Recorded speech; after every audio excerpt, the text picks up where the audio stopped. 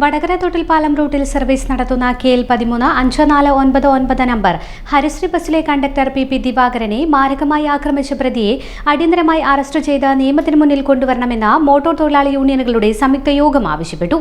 സ്വകാര്യ ബസ് ജീവനക്കാർ നേരിടുന്ന ഈ അരക്ഷിതാവസ്ഥയ്ക്ക് അടിയന്തരമായി പരിഹാരം കാണണമെന്നും പ്രതിയെ ഉടൻ അറസ്റ്റ് ചെയ്യണമെന്നും ആവശ്യപ്പെട്ട് 22-ന് വടകര താലൂക്കിൽ സ്വകാര്യ ബസ് പണിമുടക്കം നടത്താൻ യോഗം തീരുമാനിച്ചു.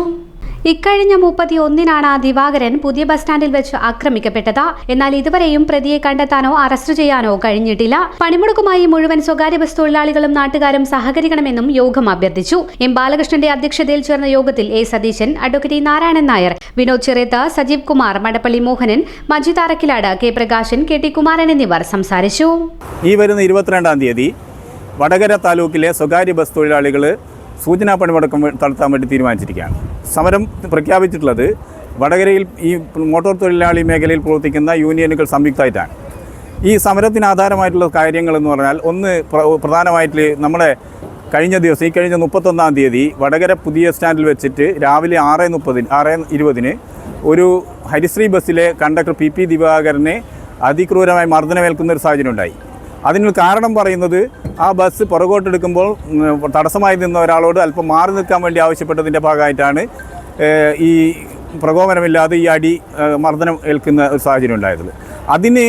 അതിനുശേഷം ആ വിഷയമായിട്ട് ബന്ധപ്പെട്ട് ഇയാൾ ഹോസ്പിറ്റലൈസ് ചെയ്യുകയും തലയോട്ടി പൊട്ടിക്കുള്ളത് കാരണം മെഡിക്കൽ കോളേജിൽ ശസ്ത്രക്രിയയ്ക്ക് വിധേയമാക്കുകയും ചെയ്തിട്ടുണ്ട്.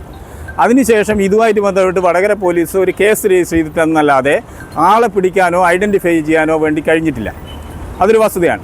അപ്പോൾ അതിൻ്റെ ഭാഗമായിട്ട് ഈ മേഖലയിൽ പ്രവർത്തിക്കുന്ന തൊഴിലാളികളെ സംബന്ധിച്ചിടത്തോളം രാവിലെ പുലർച്ചെയും 6:30 ഉൾപ്പെടെ രാത്രിയും ജോലി ചെയ്യുന്ന തൊഴിലാളികൾക്ക് ഒരു സുരക്ഷയും ഇല്ലാത്തൊരു സാഹചര്യത്തിൽ ഇവരുടെ സുരക്ഷ മുൻനിർത്തിക്കൊണ്ട് യൂണിയനുകൾക്ക് ഇത്തരത്തിലുള്ളൊരു സമരത്തിലേക്ക് പോകാതെ നിർവാഹമില്ല എന്നുള്ള ഒരു ഘട്ടത്തിലാണ് ഇത്തരത്തിലുള്ളൊരു സമരം പ്രഖ്യാപിച്ചിട്ടുള്ളത്.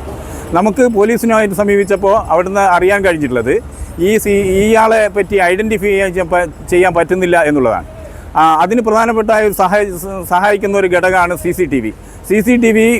ജനനിബിഡമായി നിൽക്കുന്ന ഒരുപാട് ആളുകൾ വന്നു പോകുന്ന ഒരു പ്രധാനപ്പെട്ട സ്ഥലത്ത് CCTV ഇല്ലാത്തത് ഈ പോരായ്മയായിട്ട് തന്നെ കാണേണ്ടതായിട്ടുണ്ട്. അതുപോലെ തന്നെ ഈ വേറൊരു വിഷയം എന്ന് പറഞ്ഞത് അന്യസംസ്ഥാന തൊഴിലാളികൾ പല റൂമുകളും കേന്ദ്രീകരിച്ച് ഒരുപാട് പേര് ഒന്നിച്ച് വരുന്നുണ്ട്. അതേസമയം ഇവരുടെ ഐഡൻറ്റിറ്റി ഈ സർക്കാരിൻ്റെ കയ്യിലില്ല, ഇവരെ പറ്റിയ ഒരു ധാരണയും സർക്കാരിൻ്റെ കൈവശം ഇല്ല എന്നുള്ളത് ഇത്തരത്തിലുള്ള കേസുകൾ കണ്ടെത്താൻ പ്രയാസം ഉണ്ടാക്കുന്നുണ്ട്. ഇവരെ സംബന്ധിച്ചിടത്തോളം ക്രിമിനൽ സ്വഭാവമുള്ള ആളുകൾ ഇവിടത്തേക്ക് വരുന്നുണ്ട്. അവർ ഇവിടെ ജോലി ചെയ്തിട്ട് വരുമാനം ഉണ്ടാക്കി പോവുകയാണ്. അത്തരത്തിൽ ചില സന്ദർഭങ്ങളിൽ അവരിവിടെയും ഇത്തരത്തിലുള്ള ക്രിമിനൽ ആക്ടിവിറ്റീസ് ഉണ്ടാക്കാൻ വേണ്ടി സാധ്യതയുണ്ട് എന്നുള്ളതും സർക്കാരിൻ്റെ ശ്രദ്ധയിൽപ്പെടുത്തേണ്ടതായിട്ടുണ്ട്. അതൊക്കെ ഈ സമരത്തിൻ്റെ ഭാഗമായിട്ട് വരുന്നതാണ്. പിന്നെ ഈ സമരം നമ്മൾ ആസൂത്രണം ചെയ്തിട്ടുള്ളത് വടകര താലൂക്കിൽ ഒന്നിന്ന് ഓപ്പറേറ്റ് ചെയ്യുന്ന ബസ്സുകളാണ്. അത് തലശ്ശേരി ഭാഗത്തു നിന്ന് വരുന്ന ബസ്സുകൾ മാഹിപ്പാലം വരെയും അതുപോലെ തന്നെ പയ്യോളി വരുന്നത് മൂരാട് പാലം വരെയും ഓപ്പറേറ്റ് ചെയ്യാൻ തീരുമാനിച്ചിട്ടുള്ളത്. അതുപോലെ ദീർഘദൂര ബസ്സുകളായിട്ടുള്ള കണ്ണൂർ കോഴിക്കോട് ടച്ച് ചെയ്യുന്ന ബസ്സുകൾ ഓടാൻ അനുവദിക്കും ആദ്യഘട്ടത്തിൽ. പിന്നീട് നമ്മൾ ഈ സമരത്തിന് ഒരു വിജയമില്ലാത്ത ഒരു സാഹചര്യത്തിൽ നമ്മൾ അനിശ്ചിതകാല പണിമുടക്കിലേക്ക് പോകണം എന്ന് തന്നെയാണ് തീരുമാനിച്ചിട്ടുള്ളത്. ആ ഘട്ടത്തിൽ ദീർഘദൂര ബസ്സുകൾ ഉൾപ്പെടെ നമ്മളിവിടെ നിർത്തിക്കുന്ന ഒരു സാഹചര്യം ഉണ്ടാവും.